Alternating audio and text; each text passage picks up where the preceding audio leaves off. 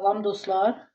Bugün sizinle külçe resepini paylaşacağım. Bazı yerlerde sütlü çörek de deyirlər. Bizim tərəflərdə külçe deyirlər. İndi isə götürdüyümüz bir stəkan sütü qabın üzerine mayalansın diyene külçəni yarım stəkan peso, hardasa bir stəkanın yarısından bir xora kaşığım droş, 2 adet yumurtanı, da 3.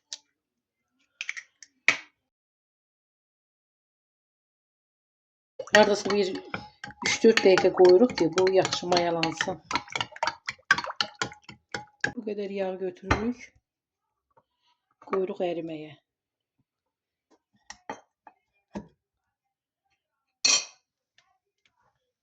Bir çay kaşığı sarı kök tökürük. 4 stəkan un tökmüşük yumurtanın üzerine. Bir dənə kabartma tozu, bir paşka vanil, çay kaşığının uzunda da biraz tuz tökürük. İndi isə yoğururuq.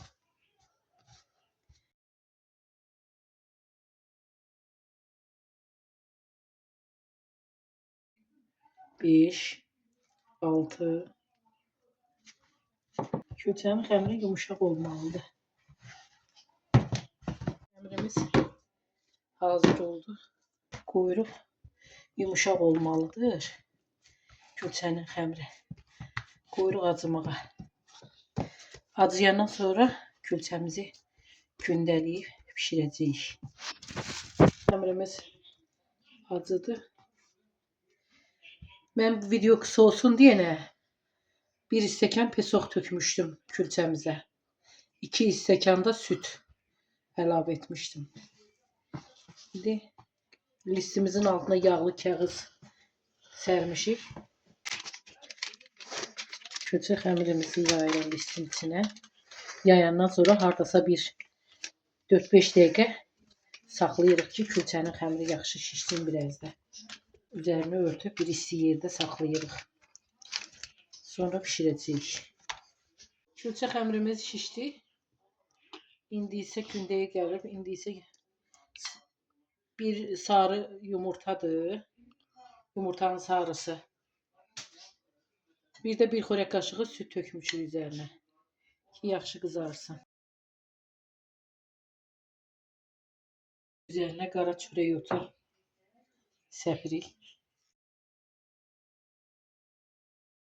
Külçə pişdi. Hazırdır. Bitxokkadan çıxartdım. Baxın, görünür içərisine gözəldir. Pamuk kimi de istidir. Ama kəsdim ki içərisini görəsiniz. Çox gözəl və pamuk kimidir. Beğenin videolarımıza, abone olun. Sizler bize destek oldukça biz de pişirip sizlerle bölüşeceğiz. Her birinize teşekkür edirik.